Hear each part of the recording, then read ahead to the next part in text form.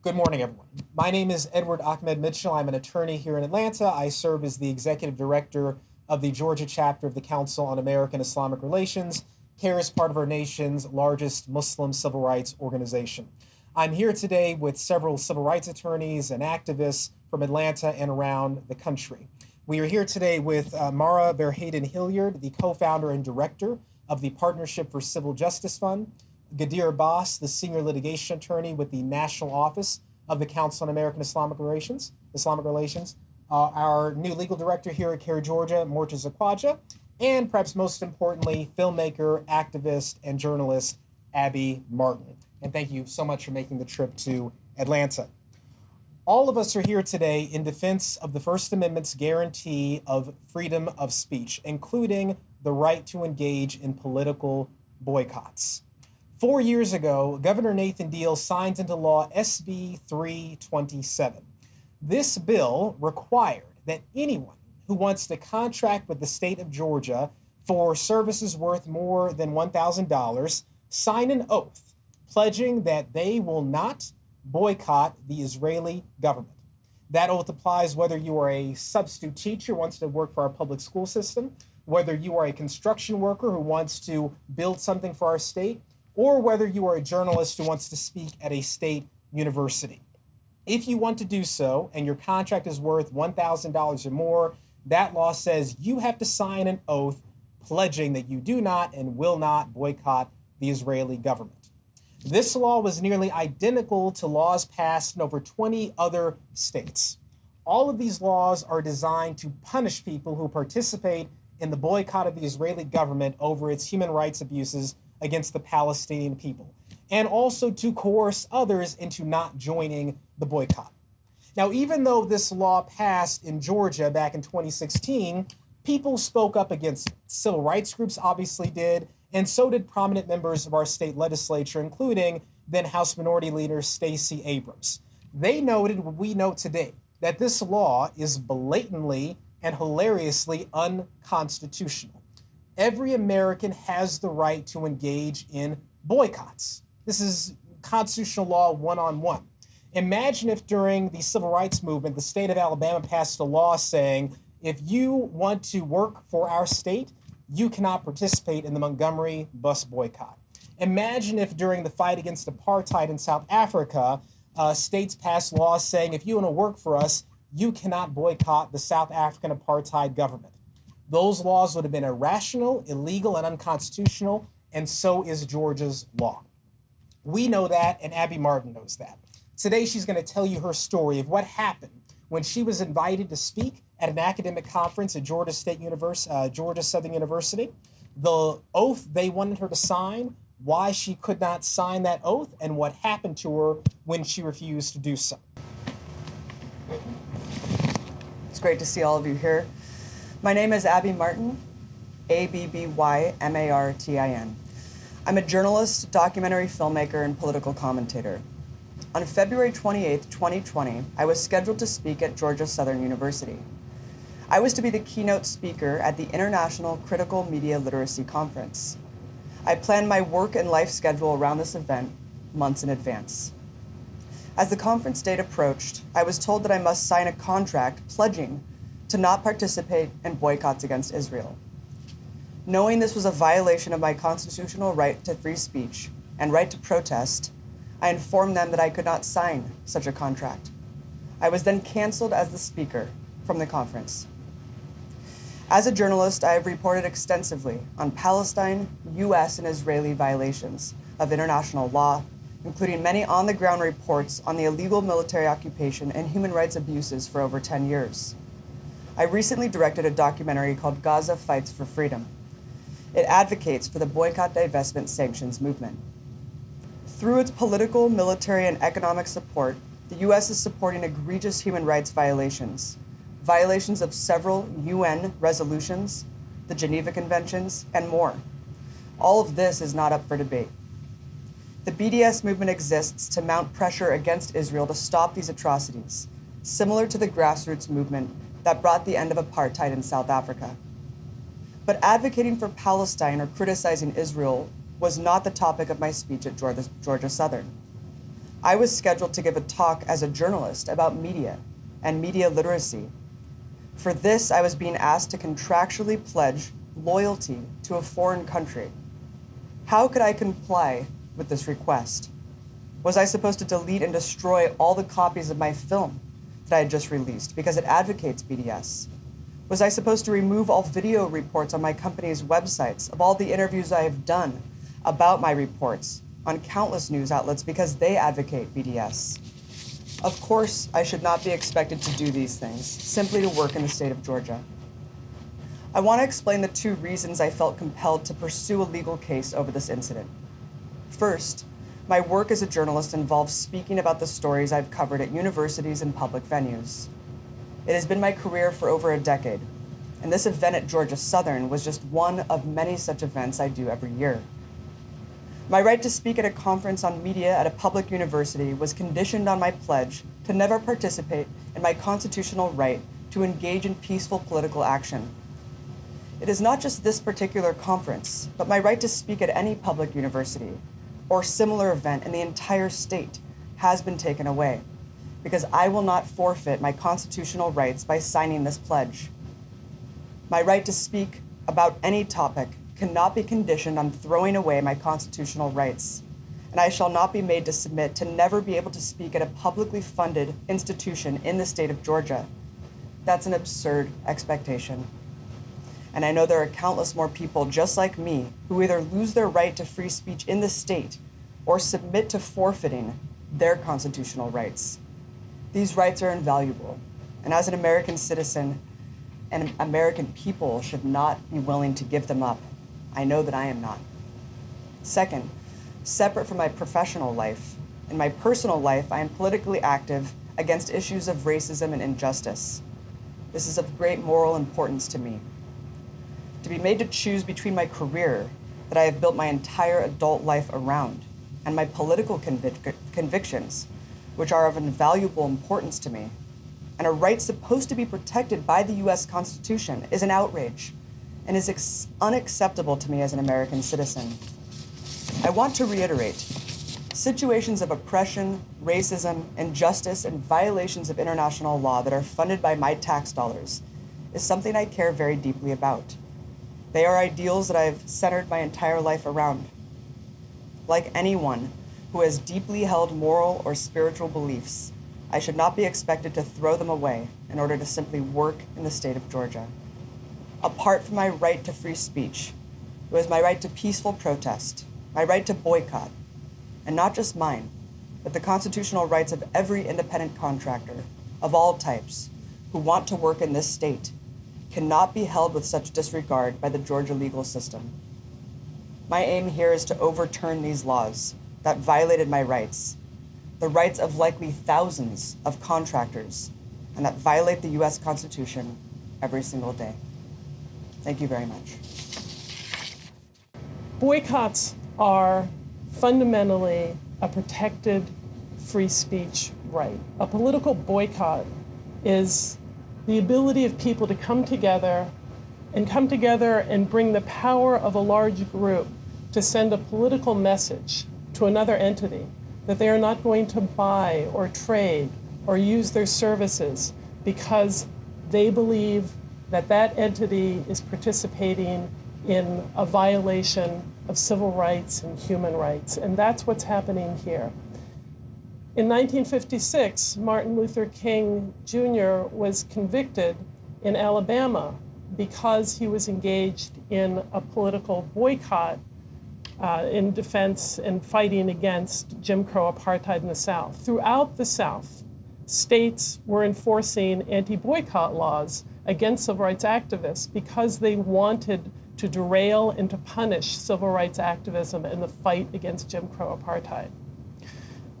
The Supreme Court of the United States eventually recognized and made clear that political boycotts, peaceful political boycotts, are protected political expression, and that no government, state government or federal government, has the right to tell people what they can or cannot say and that they may or may not boycott.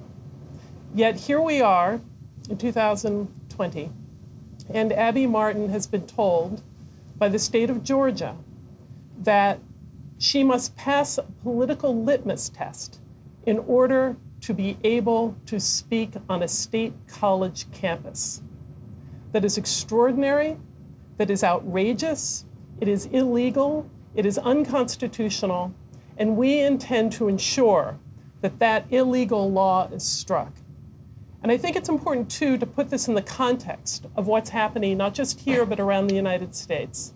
As Edward mentioned, there are anti-BDS boycott laws that have been introduced in legislatures or have been signed by executive order across the United States.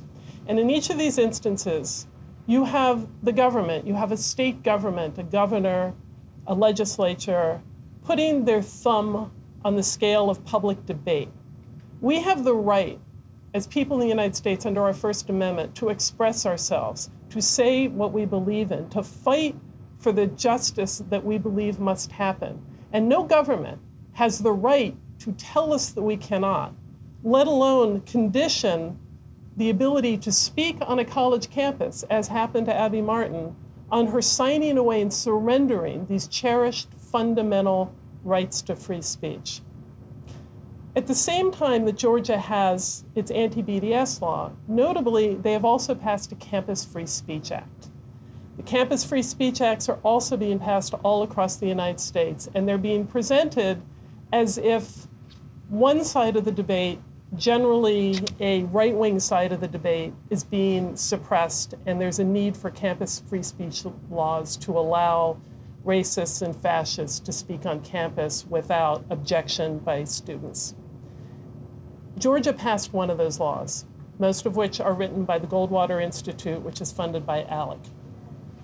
That law in Georgia says that it is unlawful to stop a speaker from expressing a point of view on campus, that students must have the ability to hear all different sides of the debate, that there is a necessity for students to be able to hear all issues, all thoughts, and yet at the same time, they had no problem telling Abby Martin that she couldn't speak on any topic, not just on BDS, which would also be illegal and unconstitutional. She's not allowed to speak at all because of her political beliefs about seeking justice for Palestinians. This is, as I said, illegal. It is unconstitutional. It is a law that cannot stand. And the combination of these two laws and how Georgia seeks to enforce them, I think also makes clear the political nature underlying what this state is trying to do. It's not about free speech. It is simply about controlling people's political beliefs and political expression. And they can't do it, and we're not going to let them do it.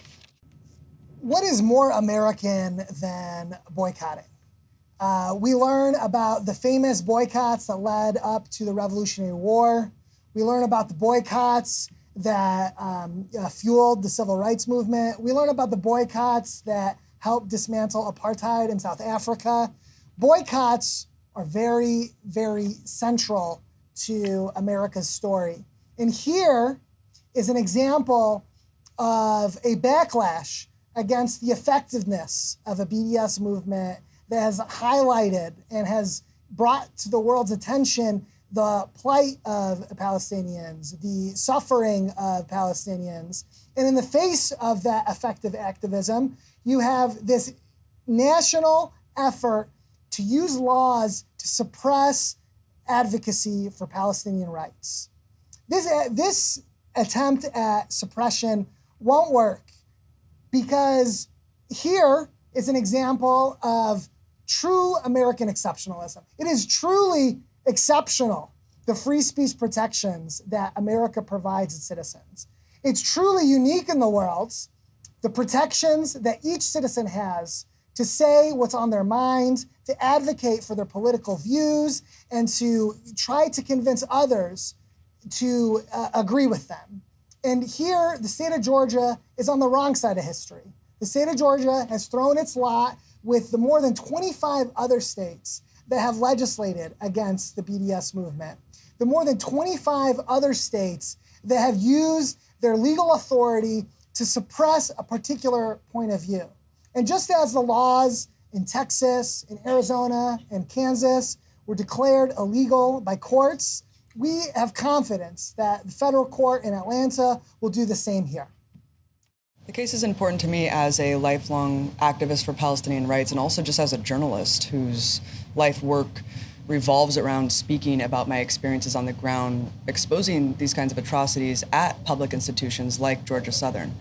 And so I think this case is really exemplifies what's wrong with the entire system at large when we are violating the constitutional rights of American citizens to not only have the right to peacefully engage in political activity, but also have the right to free speech on college campuses, which are supposed to be the beacon of free speech across the country. There's an effort around the country to go after these laws because they are really impacting people. People are being told that they have to choose between their First Amendment freedoms and their ability to work. So a number of cases have been brought in different states to strike these laws, but not in Georgia yet. And the real question is going to be, if we end up with different decisions in different states, will this go to the Supreme Court? What will ultimately happen? I mean, it's clear to me and clear to anyone that actually looks at this law that it is just fundamentally unlawful to tell anyone what they can and cannot say. The government just may not do that, and yet an entire state legislature happily passed this, even though it's so facially unsound.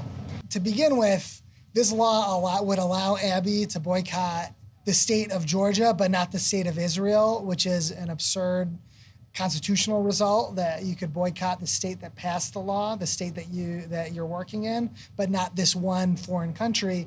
And the other thing to really keep in mind is just how invasive this law is. When Abby goes to the grocery store and if she wants some hummus, she doesn't buy Sabra hummus.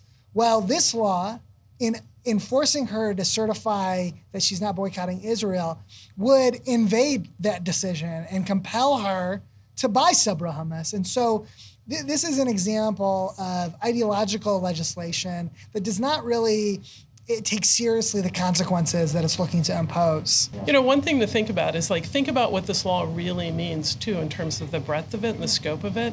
Anyone that contracts with the state of Georgia to speak or engage in any activity or provide services or do anything at a public campus or public institution is required to surrender their First Amendment rights in order to do so. So does that mean, for example, that Roger Waters would never be allowed to use a public college stadium to perform at, or Lord, or anyone else? I mean, there are so many different people who support the BDS movement in many different ways, and all of them are subject to this. It applies not only to you choosing or Abby choosing to boycott, but it would apply to someone sharing a link about an atrocity that Israel committed. It applies to someone going to a protest against the next war against the Palestinians. And so here is a situation where the purpose of the law is not necessarily to be enforced. The purpose of the law is to act as a deterrent, to act as a way of punishing people who are advocates for Palestine rights. And in doing so, they're violating the First Amendment. Our ability to engage in First Amendment speech is always about our ability to make change and to make a difference. And when the government comes in and tells you, you can't speak, you can't express yourself in a particular way on a particular topic, it's viewpoint discrimination. And it's a civil rights issue specifically here with the BDS movement, because just in the same way that Dr. King and others were boycotting to stop Jim Crow apartheid in the South, the BDS movement is working to try and stop apartheid that is enforced on the Palestinians by the Israeli government with the support of the United States government. And that is a fundamental civil rights issue. It's a fundamental human rights issue.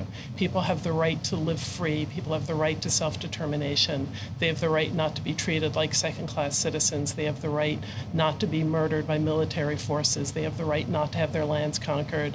Straight up a civil rights issue. It takes a remarkable amount of courage to stand up against these types of laws and to inject oneself into the Israel-Palestine debates. And Abby makes it look easy because she's been doing it for so long. But in reality, these laws have affected thousands upon thousands of people, and only a handful have ever stood up. And so what we've seen time and again is when one person stands up and fights back against these laws, it emboldens others who are affected by these same laws to do the same thing.